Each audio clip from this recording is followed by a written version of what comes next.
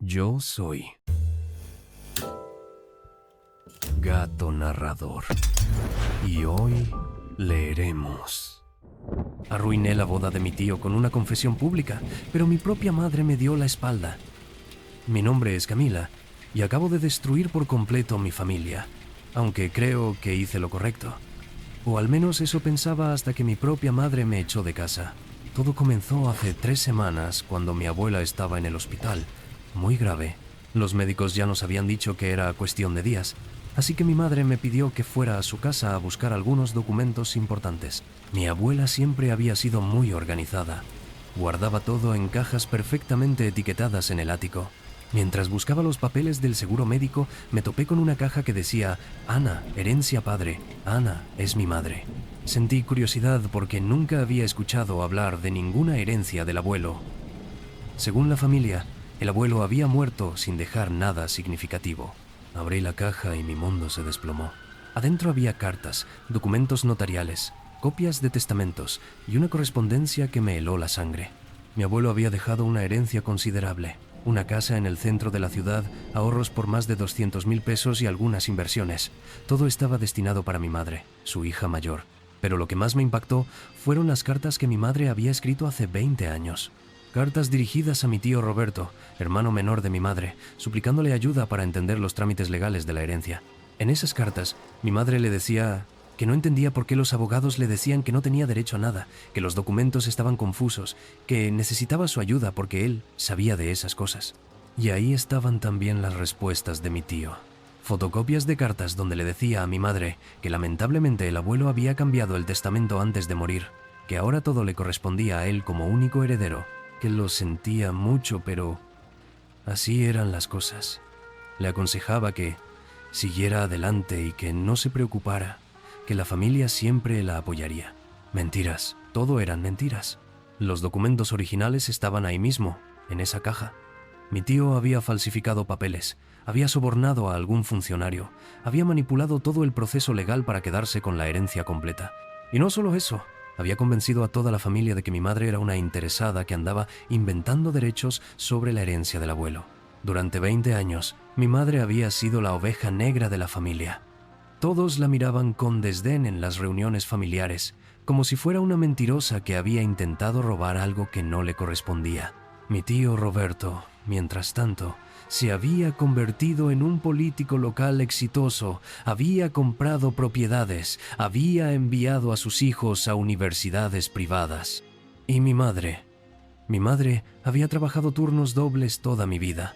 Había limpiado casas, había servido mesas, había aceptado cualquier trabajo para mantenernos a flote. Siempre nos decía que éramos pobres pero honrados, que el dinero no era lo importante. Me quedé ahí sentada en el ático, leyendo carta tras carta, viendo cómo mi madre había suplicado ayuda y comprensión a una familia que la había dado por loca y mentirosa. Cómo había aceptado la humillación con dignidad. Cómo nunca había vuelto a mencionar la herencia después de que todos la rechazaran. Sentí una rabia que nunca había experimentado. Era como si me hubieran quitado una vida entera, no solo a mi madre, sino a mí también. ¿Cuántas oportunidades habíamos perdido? ¿Cuántas noches mi madre había llorado de cansancio mientras mi tío dormía en sábanas de seda compradas con dinero robado? Pero lo que más me dolió fue darme cuenta de por qué mi madre nunca había luchado más. En una de las últimas cartas, mi tío le escribía que si seguía inventando historias, él se encargaría de que perdiera la custodia de sus hijos. Me amenazó a mí y a mi hermano cuando éramos niños. Mi madre había preferido vivir en la pobreza antes que arriesgarse a perdernos. Ahí mismo, en el ático de mi abuela moribunda, decidí que iba a destruir a mi tío Roberto. Llegué a casa esa noche y observé a mi madre lavando los platos después de otro turno de 14 horas en la cafetería. Sus manos estaban rojas y agrietadas, tenía ojeras que parecían tatuadas en su cara. En la mesa de la cocina había facturas sin pagar apiladas como siempre, y mientras ella se esforzaba por mantenernos a flote, mi tío estaba preparando la boda más ostentosa del año. Porque sí, mi querido tío Roberto no solo era un político exitoso, sino que estaba a punto de casarse con Isabella Morales, hija de uno de los empresarios más influyentes de la región. La boda iba a ser el evento social del año, con políticos importantes, empresarios y hasta algunos periodistas nacionales invitados. Y ahí me di cuenta, tenía el escenario perfecto para mi venganza. Durante los siguientes días me convertí en una verdadera detective. Investigué todo sobre mi tío en redes sociales, busqué información sobre su carrera política, sobre sus propiedades, sobre su prometida. Descubrí que su imagen pública era la de un hombre íntegro, familiar, que había superado una infancia humilde con trabajo duro y honestidad. La ironía me daba náuseas. Sabía que tenía que ser inteligente. No podía simplemente aparecer en la boda gritando acusaciones como una loca. Necesitaba credibilidad, necesitaba que me escucharan. Así que hice algo que todavía me cuesta creer.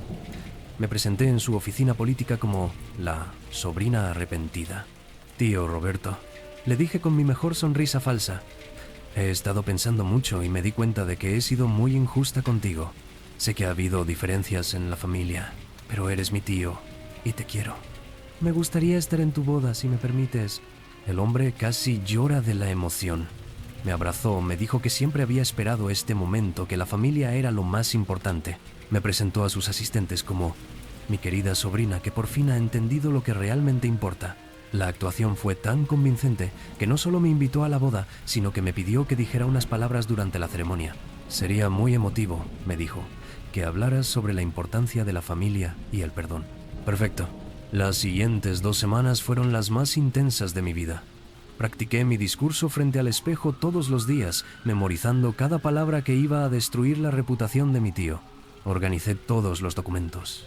Hice copias. Me aseguré de tener evidencia irrefutable de todo. Pero no fue fácil mantener la farsa. Durante los preparativos de la boda, mi tío me presentaba con todos como la sobrina maravillosa que me va a honrar con unas palabras. Me llevaba a reuniones familiares donde contaba anécdotas falsas sobre lo mucho que nuestra familia siempre se había cuidado mutuamente. Cada palabra era como una puñalada. Ahí estaba, sonriendo y asintiendo, mientras en mi mente veía a mi madre fregando pisos para pagarnos la escuela. Una noche, mientras organizaba los documentos en mi cuarto, mi madre me encontró con todos los papeles esparcidos en la cama. ¿Qué es todo esto, Camila? Mentí.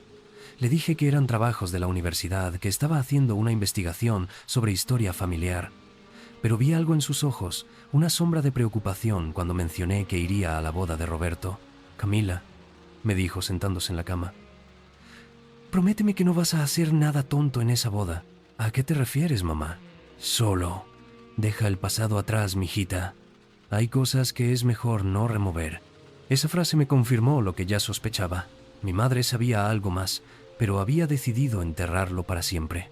Le pregunté directamente qué había pasado con la herencia del abuelo, porque nunca habíamos heredado nada. Su reacción me rompió el corazón. Se puso pálida y me pidió que nunca volviera a mencionar ese tema. Tu tío Roberto es un buen hombre, me dijo. Lo que pasó, pasó. No quiero que arruines tu relación con la familia por cosas que ya no tienen importancia. Ahí me di cuenta de que mi madre había interiorizado tanto la humillación que realmente creía que era mejor mantenerse callada. 20 años de ser tratada como la mentirosa de la familia la habían convencido de que era mejor aceptar la injusticia que luchar contra ella. Y eso solo intensificó mi determinación. El día de la boda llegué al lugar y quedé sin habla. Era en un hotel 5 estrellas en las afueras de la ciudad, con jardines impecables y una decoración que probablemente costaba más de lo que mi madre había ganado en los últimos 5 años.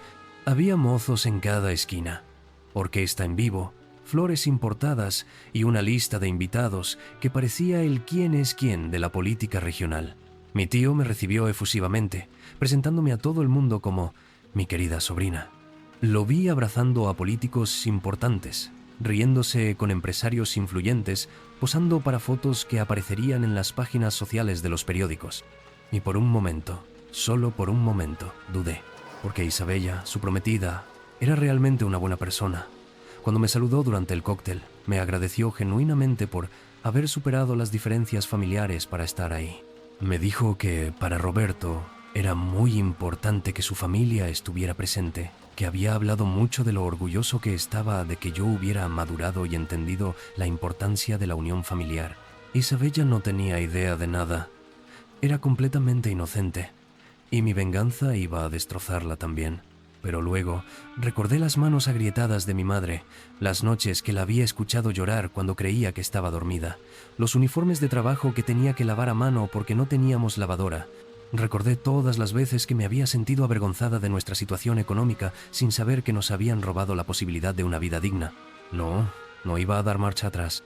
La ceremonia comenzó en el jardín principal. Todo era perfecto. El clima, la música, las flores, los invitados elegantemente vestidos. Isabella se veía radiante en su vestido de novia que probablemente había costado más que el alquiler de nuestro apartamento durante un año completo. Me senté en primera fila, viendo los votos, escuchando las promesas de amor eterno, observando las lágrimas de felicidad de la familia de la novia. Todo el mundo estaba emocionado, radiante de felicidad. Y luego llegó mi momento.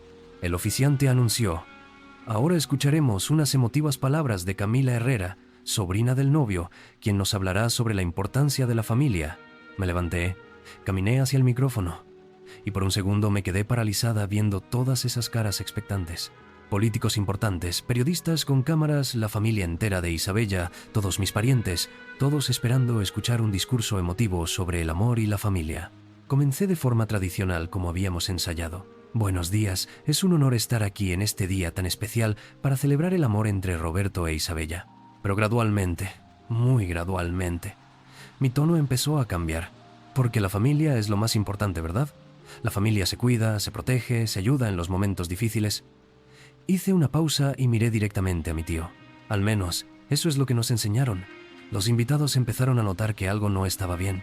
Las sonrisas se desvanecieron lentamente cuando mencioné las injusticias del pasado y los secretos que a veces las familias prefieren enterrar. Mi tío me miraba con una expresión que cambiaba rápidamente de confusión a alarma. Hice una pausa dramática que se sintió eterna. Podía escuchar mi propio corazón latiendo. Podía sentir las miradas de todos los invitados. Los periodistas habían empezado a prestar atención real. Algunos incluso encendieron sus cámaras. Y entonces saqué los documentos de mi bolso. Antes de que continúe esta hermosa ceremonia, dije con voz clara y fuerte: creo que es importante que todos conozcan al hombre que está aquí parado ante el altar. Empecé a leer fechas, nombres, cantidades de dinero. Los documentos originales del testamento de mi abuelo, las cartas donde mi tío manipulaba a mi madre, las pruebas de la falsificación. Roberto Herrera, continué, robó la herencia completa de mi madre hace exactamente 20 años. Falsificó documentos, sobornó funcionarios y manipuló a toda la familia para que creyeran que mi madre era una mentirosa interesada. El silencio era ensordecedor. Mientras mi madre trabajaba 14 horas diarias para mantenernos, mientras limpiaba casas y servía mesas para pagarnos la escuela, este hombre dormía en una casa comprada con dinero robado. Mientras nosotros vivíamos con facturas sin pagar y ropa de segunda mano, él construía una carrera política basada en una imagen de integridad que es completamente falsa. Mi voz se quebró cuando describí las cartas donde mi madre suplicaba ayuda, donde le pedía a su hermano que la ayudara a entender por qué los abogados le decían que no tenía derecho a nada. Y cuando mi madre, una mujer honesta que jamás le haría daño a nadie, intentó pelear por lo que legalmente le correspondía, él la amenazó. Le dijo que si seguía inventando historias, perdería la custodia de sus hijos. Mi madre prefirió vivir en la pobreza antes que arriesgarse a perderme a mí y a mi hermano. Para este punto, el caos había estallado completamente. Los invitados gritaban. Isabella lloraba desconsoladamente. Los periodistas hacían preguntas a gritos. Mi tío trataba de acercarse al micrófono, pero yo tenía todos los documentos en mis manos, las pruebas irrefutables de 20 años de mentiras. «Está loca», gritaba Roberto. «Todos son mentiras. Esta niña está inventando todo». Pero yo tenía las pruebas. Cartas con su letra, documentos notariales, fechas que coincidían perfectamente. Y él lo sabía. Isabella se acercó a él, temblando, exigiendo explicaciones. «Roberto, dime que no es verdad. Dime que todo esto es mentira». Mi tío no podía negar la evidencia. Los documentos eran demasiado específicos, las fechas demasiado precisas, las firmas demasiado claras. Su cara pasó de la indignación al pánico cuando se dio cuenta de que su mundo se estaba desmoronando en tiempo real. Isabella se quitó el anillo de compromiso y se lo arrojó a la cara antes de salir corriendo. Los invitados empezaron a irse. Los periodistas siguieron haciendo preguntas. Los políticos que habían venido a celebrar ahora corrían para distanciarse del escándalo.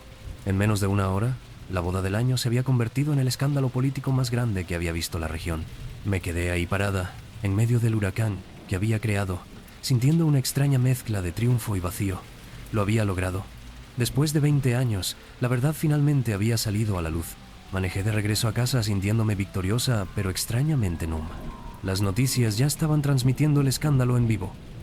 Político local expuesto por su propia sobrina en plena boda, decían los titulares. Pero cuando llegué a casa, mi sensación de triunfo se evaporó instantáneamente. Mi madre estaba sentada en la sala, viendo las noticias en nuestra pequeña televisión.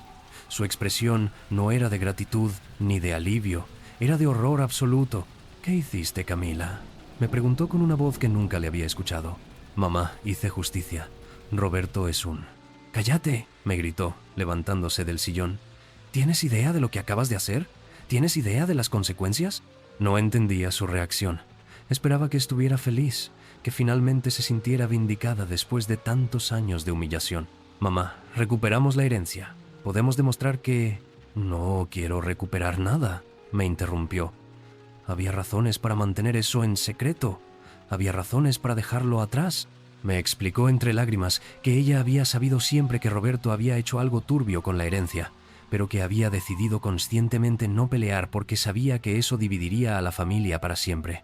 Había preferido ser vista como la mentirosa antes que ser la causa de que la familia se destruyera. «Ahora toda la familia nos va a odiar más que nunca», me dijo. «Roberto puede ser un ladrón, pero es el hermano de mis primos, el tío de sus hijos, el padrino de sus nietos. ¿Crees que van a agradecernos por destruirlo públicamente?». Y tenía razón. En las siguientes horas empezaron a llegar las llamadas.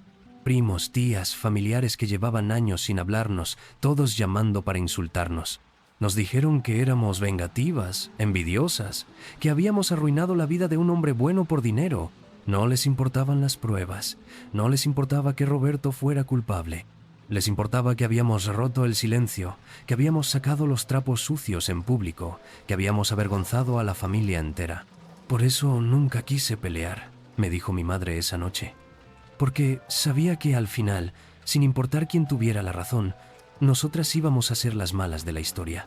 Pero lo peor vino después. Mi madre me dijo que había hablado con Roberto por teléfono después del escándalo.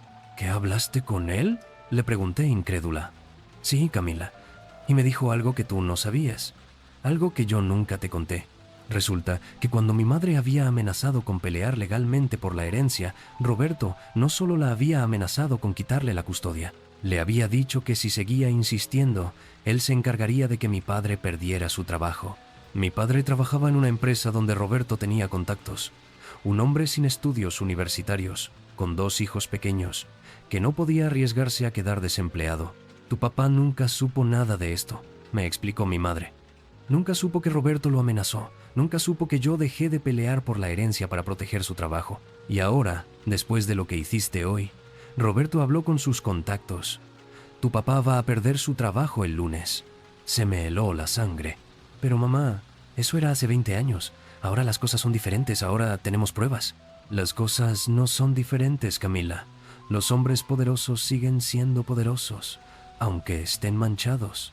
Y las familias como la nuestra siguen siendo vulnerables». Mi madre se quedó callada por un largo rato y luego me dijo las palabras que nunca voy a olvidar. «Empaca tus cosas y vete. No quiero verte más. Mamá, me quitaste la posibilidad de decidir sobre mi propia vida. Yo había elegido vivir con esa injusticia porque las consecuencias de exponerla eran peores que el silencio. Y tú decidiste por mí, sin preguntarme, sin considerar que tal vez yo tenía mis razones. Pero yo solo quería hacer justicia. Tu justicia acaba de costarle el trabajo a tu padre y va a convertir a nuestra familia en parias. Tu justicia nos va a hacer más pobres que antes, más solas que antes. ¿Eso era lo que querías?». No sabía qué decir. En mi mente heroica, había imaginado que mi madre me agradecería eternamente por haber limpiado su nombre. Nunca se me ocurrió que ella había tomado una decisión consciente y madura de sacrificar su orgullo por la estabilidad de su familia. Esa noche dormí en un hotel barato, viendo las noticias repetir una y otra vez la historia del político corrupto expuesto por su propia sobrina. Los comentarios en redes sociales me llamaban heroína, valiente, un ejemplo de integridad. Pero yo me sentía como la persona más estúpida del mundo. Al día siguiente, recibí una llamada de un abogado. Me dijo que gracias a mi exposición pública, ahora había bases legales sólidas para recuperar la herencia robada. Los documentos que había mostrado eran evidencia suficiente para un juicio civil exitoso. «Felicitaciones, señorita Herrera», me dijo. «Va a recuperar una cantidad considerable de dinero». Le pregunté cuánto. Me dijo que, con intereses y valorizaciones, podrían ser cerca de 800,000 pesos. 800,000 pesos. Una fortuna para una familia como la nuestra. Inmediatamente llamé a mi madre para darle la noticia. Pensé que tal vez esto la haría cambiar de opinión, que se daría cuenta de que mi decisión había valido la pena. Cuando le conté sobre el dinero, se quedó callada por un rato. «¿Y de qué me sirve ese dinero si ya no tengo familia?», me preguntó finalmente. «Mamá, claro que tienes familia. Me tienes a mí, tienes a papá. Tu papá perdió el trabajo esta mañana, tal como dijo Roberto. Y ya hablé con tus primos, ninguno quiere volver a vernos. En el dinero no se compra 20 años de relaciones familiares». Me colgó el teléfono. Durante las siguientes semanas, intenté contactarla múltiples veces. Le envié mensajes explicándole que con el dinero de la herencia podríamos empezar de nuevo, que podríamos mudarnos a otra ciudad, que podríamos tener la vida que siempre habíamos merecido. Nunca me respondió. Mientras tanto, el escándalo de Roberto siguió creciendo. Su carrera política estaba arruinada, su matrimonio cancelado, su reputación destruida. Los periódicos seguían publicando detalles sobre el caso, investigando otros posibles actos de corrupción. Y efectivamente, encontraron más cosas. Roberto había estado involucrado en otros manejos turbios durante su carrera política. Mi exposición había abierto la puerta para que salieran a la luz décadas de corrupción. La gente me felicitaba en la calle. Me decían que era una heroína, que había hecho un gran servicio a la comunidad. Algunos me sugerían que debería meterme en política, que tenía la integridad que el país necesita, pero yo solo quería que mi madre me hablara de nuevo. Un mes después, decidí hacer algo que todavía no sé si fue correcto. Utilicé parte del dinero recuperado para contratar una empresa de relaciones públicas y comencé una campaña mediática para limpiar públicamente el nombre de mi madre. Aparecí en programas de televisión contando la historia desde su perspectiva. Hablé sobre los 20 años de sacrificio, sobre cómo había preferido ser vista como mentirosa antes que arriesgar la estabilidad de su familia. Describí a una mujer que había soportado humillación y pobreza con dignidad, que había trabajado sin quejarse para sacarnos adelante. Los medios la adoraron. Mi madre se convirtió en la heroína nacional, en el símbolo de la mujer trabajadora y honesta que había sido víctima de un sistema corrupto. Recibió ofertas de trabajo, propuestas para escribir un libro, invitaciones a dar conferencias. El gobierno regional incluso le otorgó un reconocimiento por dignidad y perseverancia ante la adversidad. Pero al final del programa de televisión nacional donde conté toda la historia, mencioné algo que creo que fue mi error más grande. Mi madre, esta mujer extraordinaria que merece todo el reconocimiento del mundo, me ha repudiado por haber expuesto esta verdad. Ella creía que algunas injusticias es mejor mantenerlas en silencio, y yo creía que la verdad siempre debía salir a la luz. Al final, las dos teníamos razón de maneras diferentes. La historia se volvió aún más viral. Heroína repudia a su propia hija por buscar justicia, decían los titulares. Mi madre se convirtió en un símbolo nacional, pero yo me quedé completamente sola. Han pasado 3 meses desde la boda. Roberto está en la cárcel enfrentando múltiples cargos de corrupción. Isabella se mudó al extranjero para escapar del escándalo. Mi padre consiguió un trabajo mejor gracias al reconocimiento público que recibió mi madre. Y mi madre. Mi madre ahora vive en una casa bonita, comprada con parte de la herencia recuperada. Recibe dinero por sus apariciones públicas, tiene ofertas constantes de trabajo, es respetada y admirada por todo el país, pero nunca me ha llamado. Yo vivo sola en un apartamento lujoso, también comprado con el dinero de la herencia. Tengo más dinero del que había soñado jamás, oportunidades profesionales increíbles, reconocimiento público. Pero cada noche miro mi teléfono esperando un mensaje de mi madre que nunca llega. A veces me pregunto si ella tenía razón, si era mejor vivir con la injusticia conocida que arriesgarse a las consecuencias impredecibles de buscar la verdad, si mi concepto heroico de hacer lo correcto era en realidad una forma de egoísmo disfrazado de justicia. Porque al final, gané todo lo que quería ganar, pero perdí a la única persona que realmente me importaba. La justicia puede tener un precio demasiado alto, y a veces, cuando ya has pagado ese precio, te das cuenta de que tal vez no valía la pena. No sé si hice bien o mal. Solo sé que mi madre está bien, que tiene la vida que siempre mereció, y que yo estoy completamente sola con mi conciencia y mi apartamento vacío. Supongo que esa Es mi propia forma de justicia poética. Ah, qué deliciosa ironía la de la condición humana. Aquí tenemos a nuestra heroína, sentada en su torre de marfil comprada con dinero de sangre, perdón, de justicia, contemplando si acaso hacer lo correcto valió la pena, porque resulta que Mama tenía más sabiduría práctica en su dedo meñique que nuestra vengadora en toda su cabeza llena de ideales adolescentes. La niña descubrió que la justicia no es una telenovela donde todos abrazan al héroe al final. No, queridos oyentes, la justicia real es sucia, costosa y frecuentemente deja a todo el mundo peor que antes. Mama sabía que a veces es mejor ser la mentirosa dignificada que la víctima vindicada, porque entendía algo que Camila tardó 3 meses en aprender, que ganar no siempre significa vencer.